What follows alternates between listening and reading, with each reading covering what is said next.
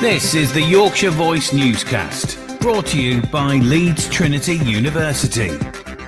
Welcome to today's Yorkshire Voice Newscast with me, your host, Thomas Wotton. Coming up for today's programme is a quick look at today's headlines, followed by an interview with Rose Dunlop, one of Bradford City Council's public health advisors, about the rising childhood obesity rates in the district. And we also spoke to Matthew Ward, race director of this year's biggest sporting event in Yorkshire. That's right, the Ilkley Half Marathon. But before we get to that, today is obviously a very special day, if you haven't noticed. Today is, in fact, election day. Yay, woohoo! For me, who's a big political nerd, it's a big thing for me. But unfortunately, today we can't really go into any analysis due to relevant electoral laws, unfortunately. For people who know me, I'm quite timid and a bit shy. But if you really get into politics, that's where I really shine. And today, unfortunately, is the one day that I can't do that. But since 7 a.m. this morning, voters across the UK have been going to the polls to cast their ballots and elect their local representative. Obviously, seats up in Scotland's Holyrood Parliament are up for grabs, as well as the Welsh Assembly. Elections are also being held in the London Assembly and also the all-important by-election in Hartlepool, and of course local councillors, with voters here in West Yorkshire electing their first ever mayor following last year's devolution agreement. If you haven't gone to vote yet, there's still time to do so. You have until 10 p.m. to cast your vote.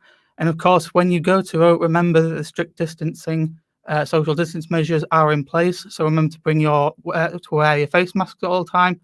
Maybe bring some hand sanitizers. Expect to wait in long queues in some areas. And also bring your own pens and pencils. Although I imagine they'll have some there for you. Otherwise, we'll be getting some stories about people being disenfranchised because they didn't bring pencils.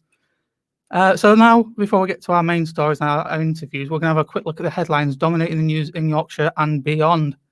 2 Royal Navy ships are on patrol off the coast of Jersey after French fishing boats threatened a blockade in a row over post-Brexit rights.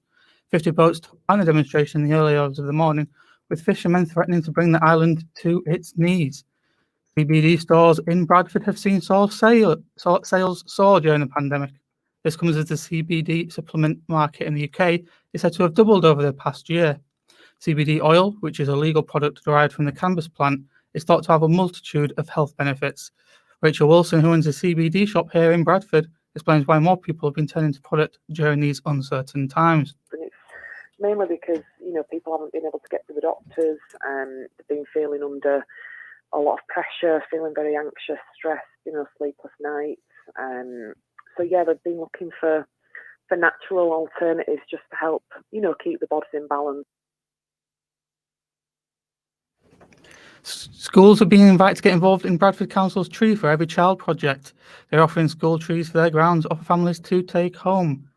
In travel news, Leeds Bradford-based airline Jet2 are unhappy with the amount of coronavirus testing that will be needed once holidays abroad are allowed again. The bosses of BA, Jet2, EasyJet, Heathrow and Manchester Airport Group say making vaccinated travellers have an expensive PCR check is illogical. The World Health Organization warns we should know the risk level of any country we're going to. Margaret Harris from the WHO is urging caution. If you're thinking of travelling for leisure, remember things can change very quickly. So don't be upset if you suddenly find yourself somewhere and you can't get back or provisions change, because this is a rapidly moving outbreak. It's constantly surprising all of us. A new report from the Public Health England showed that children in Bradford are more likely to be obese when they leave primary school today than they were 10 years ago. We spoke to Rose Dunlop, one of Bradford City Council's public health advisors, about the rising childhood obesity rates in the district and what can be done to tackle the issue. It's a really complex issue, actually. So there's no real single cause that's led to the rise of obesity in Bradford in particular.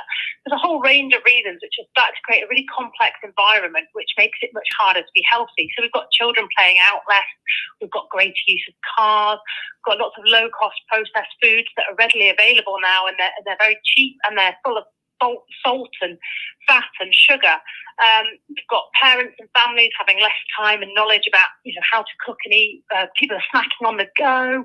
There's a real change in culture. Even over the last decade, we've seen an increased sort of treat culture around cake and food, and obviously an increasing level of screen time for young children, which many parents will really understand as an issue and a challenge, because obviously there's positive aspects to screen learning as well. So, as a country, the environment that we're living in now makes it so much harder to make healthy choices. Now, in Bradford, for those people that are, living in poverty, and 30% of our children in Bradford are living in poverty, these barriers that I've mentioned before are just increased and even harder to overcome. And that's why really in the district it makes it that much harder for us to turn this rising tide and really support parents, to make it easier really for them to live a healthy lifestyle, because at the minute it is hard to do so in the environment that we live in. Yeah, absolutely. And I know, as you said, it is difficult to make those healthier choices for a whole plethora of reasons. But what are some basic steps that parents can take to ensure their children stay healthy and to reduce the risks of obesity? Well, I think it's really important to take it as a family and be healthy together. So for parents, it's also about role modelling it, which can be really hard, but also, it's very hard for the children to understand if you're not following the same processes as well. It's not so much about children losing weight. So parents who've got a child who they think is overweight or has a lot of excess weight or is obese, it's not so much about focusing on losing their weight. It's about growing out of their excess weight as they can become older. So if you can move the whole family towards a healthy lifestyle and a norm, then actually that will create the seed that will allow them to have a norm of being healthy, and that's what's so important. That was our health correspondent Noah Hoffman who conducted that interview with Rose Dunlop. Now we move on to more stories going on in Yorkshire. Bradford kebab restaurant Nusret Shawarma is in the second semi-final of the British Kebab Awards, having won spot through the public vote. The restaurant is into the shortlist for the best newcomer in/outside London. The 9th British Kebab Awards has already broken the record for the number of entries despite the ongoing pandemic. Now today you might be thinking, well, it's election day, that's the only thing going on today. But you'd in fact be wrong, because today is also National Password Day. I didn't know about it. Did you? Maybe not. Maybe you did. Maybe you're a big tech nerd. I'm certainly not. I hate technology. Don't know if you can tell. Yesterday, we celebrate and reflect upon the need for passwords. We are joined now in the studio for our technology correspondent, Martha Sanders. Hi, Martha. How are you doing? Hi, Thomas. Yeah, I'm good, thank you. And I think the research that has come out today has shown that a lot of people have very insecure passwords. A lot of people using pet names, a lot of people using family member names, and a lot of people using 1, 2, 3, 4, 5, 6. So if you're out there and that's your password, you need to really have a rethink. Are you very secure with your passwords, Thomas? I have to admit, I'm not very secure. I tend to only use 1 or 2 passwords. I have a slight sort of memory issue. Yeah, see, that's the same with most people. Most people have the same password for pretty much everything. And I have to admit, I'm guilty of that as well. I try and mix it up here and there. But the thing is, what is the answer? Do you write them all down on a piece of paper? What if you lose that piece of paper? Do you put them on a list on your phone? What if your phone gets hacked? There's no real obvious answer, especially for those like me and you, Thomas, who haven't got the best memories. So if you want to read up on the advice and get yourself secure, because there are some serious issues that can come from having your password hacked. Yeah, I mean, like you just mentioned, the research, which also came out, actually, in fact, today from the identity experts on Linda, said that people would rather paint dry than be bothered to create a new unique password. Obviously, like you said, people are commonly using pet names and family names, 19% of those who responded. Using the birthday is also common.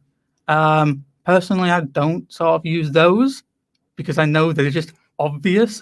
Like, I don't know whether or not you use your passwords with those sorts of things.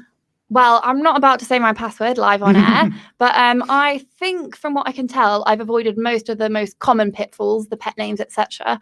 But I definitely know I could be more secure. I've started to try and add in a few numbers and letters over the few years and try and codify them a bit. But I think the best thing is just a completely random number. The problem is with random numbers, I can almost guarantee I won't remember. Obviously, with the same server, they said 14% use a hobby. Now, my password has something that's kind of a hobby. If for people who know me, I'm really into sort of mythology and mythical creatures. So my password does contain my favourite one. I'm not going to tell you what it is. Yeah. Hint, dragons. Anyway. I'll keep that one to yourself. It's not the full password, so you've got half, but not all. And I might end up changing it anyway. Especially after today, definitely.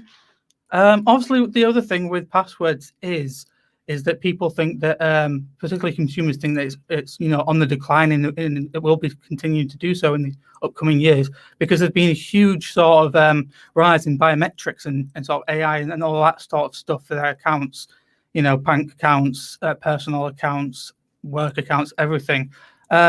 What are your thoughts on sort of biometrics? Would you recommend that as a password? So I'm very lazy. I'm always very happy if I can just stick my thumb down and buy myself a pair of shoes online and it enters all my bank details for me. It's great. But there is a darker side, I think, to the biometrics, especially when it comes to, security and privacy and who's getting all this data, who's getting our fingerprints.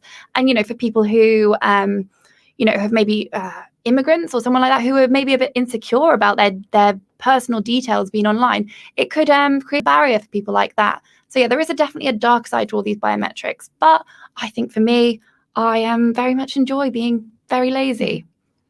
I can relate to that. I obviously in films you always see when people use biometrics for security, the action films and everything, you always have them, take an eyeball or chop a finger or mafia style kind of thing. Obviously that's not going to happen in real life. Yeah, I think you've been watching too much Line of Duty. Oh yeah, definitely.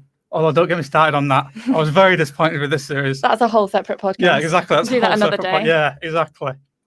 Well, anyway, that was thanks for joining us, Martha, no to worries. talk about password on National Password Day. Now we'll look at something on the lighter side.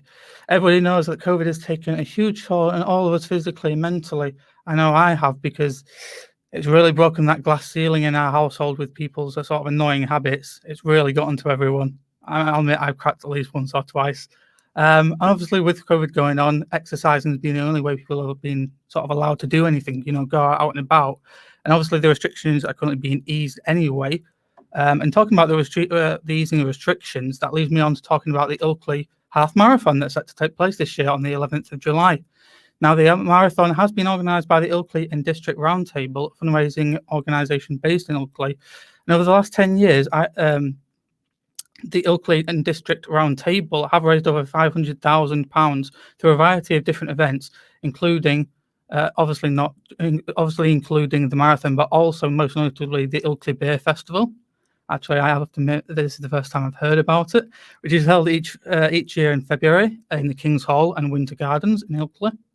Now, last year, the marathon was moved online virtually, with runners taking part in the 13.1 mile distance anywhere and anytime, and in fact raised £25,000 for their children's charity heart fund. But is now back this year, albeit following social distancing, with runners choosing to take either a winning prize or a participation prize if they turn up, or they can in fact choose to donate a tree. I caught up with Matthew Ward, this year's race director, to talk about the Half Marathon. Hi, my name's Matthew Ward. I'm the race director for the Ilkley Half Marathon 2021. The Ilkley Half Marathon is organised by Ilkley and District Roundtable, and we organised the Ilkley Beer Festival as well. We had our first half marathon in 2019, which was a sellout. We had 2,000 runners. We raised over 35 grand for local charities, and it was a fantastic event with a full event village, and it was a massive community spectacular for one. And the event this year is going to be slightly smaller in scale. It is going to be the first event of its type post-COVID restrictions, and actually since 2019, it will be the largest road race in the region. It's going to take place on closed roads on July the 11th. It is sold out, and it's sold out from the pre-registrations from the cancelled 2020 event. Incidentally, we ran a virtual event in 2020 and raised over £20,000 for the Children's Heart Surgery Fund, which got a MRI incubator for infants fully funded and across the line. So obviously, like you just said, that it's the largest sporting event that's taken place in Yorkshire since 2019, and obviously now with COVID restrictions being eased to allow more greater freedoms for people. Obviously, one of the big things was that last year, obviously as COVID was sort of still at its peak, you ran a half marathon all virtually. Anyone could go anywhere, do any walking at any time. 13.1 miles, I believe, was the target for everyone. And apparently, it was a huge success. You managed to raise Yeah. £25,000 for, the charity Children's Heart Fund. Yeah, the idea for last year was to try and keep the spirit of the event alive and to try and keep everyone engaged and look at something positive that they could work towards in lockdown. And we had some amazing good news stories out of it, some amazing efforts and fundraising efforts from people that had been touched or supported by the cause and the heart unit in Leeds. So we're hoping to build on that for 2021. It won't be the same as 2019. We can't have an event village, and we've worked closely with Bradford Council and come up with a plan of how we can get 2,000 people across that start-finish line and release that money that we've got sat in the bank account to our community, which we have to hold the race in order to do so. So just exactly how is that sort of all going to sort of happen? Sort of what is the plan for people to sort of get involved, get out walking and take part in this really great sort of half marathon to raise money for charity? So the road race is going to take the same format as 2019, and that is crystallised. It's a UK Athletics endorsed event, and the timings of it are going to be recognised. If you are an elite athlete or elite runner, it will be a recognised event for that to contribute to your overall timings. We've capped it at 2,000 runners again because we've got some very clear data from the 2019 event of timings and how to manage that many people and how to do some spectator management. So we're not having an event village on West Home Fields. We're going to encourage people to spread out across the 13 miles and support the runners in that way. We have a number of contingency plans in place to say if there are restrictions in place in some degree, that we'll be releasing people off the start line in groups that are allowable at that time and we're going to be very aware that people that haven't been in groups of, up to this volume of people for well over a year. So it's going to be a very spaced out event with social distance provisions taken into consideration. And it's going to be based on your chip time rather than your finishing time position wise, as in if you're not in the first tranche to go out but you end up winning the race, it will be based on your chip time, not your actual whoever crosses the line first. But there's a lot of pent up goodwill in the community. We've had a massive amount of individuals sign up to be volunteers, and there's lots of different ways that people can get into supporting the event and being effectively a race maker to make it happen and release much needed funds to our community. If people are interested in being a volunteer for the event, there's lots of different ways you can get involved, and if I can refer you to the ilkleyhalfmarathon.co.uk website, there's a place to sign up there. Like you said, one of the things is that even though it's capped at 2,000 people, that's still quite a lot of people, going out and taking part. And like you said, in the past year or two, since you run it from 2019, it's been really successful. Lots of people have sort of gone along. Lots of sort of money was raised for the charities. Is that something that you sort of expect this year, even though restrictions and COVID is still sort of going around at the time in which it'll be taking place? Yeah, we've got a very clear idea of what money is going to be raised, and we are hoping we've got the same sponsors signed up from 2019. So there's a lot of the branding that we can reuse, and there's lots of ways that we've actually minimised overhead and costs to try and maximise the profit of the event. The Ilkley District Roundtable is a not-for-profit organisation. All of us give our time for free, and every penny raised that is available, other than set-up costs and running costs, will go to the charity account. And an interesting difference for this year is we gave the registrations, the runners, an option of whether they wanted a finisher's gift, which could be a T-shirt, for example, or if they wanted us to plant a tree on their behalf, because we are committed to reducing waste and environmental impact. And 70% of runners opted to plant a tree. So we're going to work with the National Trust and hopefully get those trees planted in the Upper Wharfe Valley, so that in generations to come, and hopefully with successive marathons, we'll be able to plant more trees, and with generations to come, that should cause some flood alleviation further down the Wharfe Valley. So we're benefiting the community from a longer term perspective as well. We've partnered with Biffa and Harrogate Springwater, and Harrogate Springwater are donating all the water that we require for the event, and Biffa are going to recycle every single plastic bottle, and they can recycle every single piece of effectively of plastic waste that is generated from the event. We're going to have an electric race car as well, So it's further reducing our carbon footprint. As organisers, we feel it's our duty to do so. So I guess the last thing is just any other sort of comments or anything else you want to sort of mention, sort of highlight, and basically just how can people exactly get involved? When is it taking place, and just how can people take part, and why they should? So the event for this year is actually sold out. The event next year, pending COVID restrictions and things, and a successful event this year will, or should we be able to take up to 4,000 runners, because we're looking to double the size of it. But for this year, 2,000 people, and that is the amount that got registered from last year. As I mentioned previously, the getting involved in the volunteering aspect is a way that you can add some value to the day, get involved, help us release that money to the community, and be part of that atmosphere. It was electric in 2019. It was a great day out. The weather helped, but we did things in a typical Yorkshire style. The community galvanised themselves together. The course takes you all the way through Ilkley. It takes you through Addingham down to the Bolton Abbey roundabout, and all the way back past the Ilkley Cricket Golf Club. So there is plenty of areas where people can stand, cheer on the runners, and get involved, supporting local businesses as well. It's going to be a great day out. 11th of July. The race is going to start at 10:30, and it should be finished by 2 o'clock. But there's lots of things being organised in the town, always spread out, so to discourage people from congregating, but still soak up that atmosphere. It all sounds good. That was sort of the last thing that sort of I wanted to cover, and I guess the only thing left is to thank you and for taking your time out to sort of speak and do this interview. It's a really good cause, so it's really nice to get that to our listeners. No, my pleasure. Thank you very much. Now a quick look at the sports.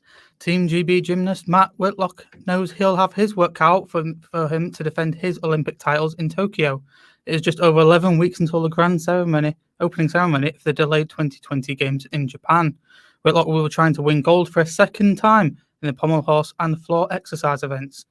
Finally, a quick look at the weather. This afternoon is set to remain cold, cloudy, and a high chance of showers with the risk of hail. Don't I know all about that, since I was caught in the hail yesterday. This evening we'll hopefully have less showers dying out by midnight, with the skies becoming clearer. Tomorrow morning is set to be cold with patches of frost.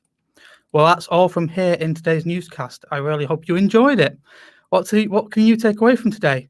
Well, first thing is, today's election day. If you haven't already, go out and vote. Now is the perfect time for you to get your voice across, and also to exercise your democratic right. Obesity is a serious issue, and there can be more done to tackle the growing issue. Change your password. That is probably the biggest takeaway, if not to vote. Go and change your password if you haven't already. And also, why not go along to Ilkley and show your support in July for the runners, or just to simply donate to charity? Don't forget you can watch our previous newscasts on our YouTube channel. And while you're there, why not just hit the subscribe button for all our latest news content? And as if you're in Yorkshire and you'll have a story in which you believe isn't being reported, or if you simply drop us a comment, you can do so on our Twitter handle @YorkshireV, or send us an email at leedstrinitycfj@gmail.com. I hope you enjoyed today, and then once again, if you haven't already done so, go and vote. This is Leeds Trinity University.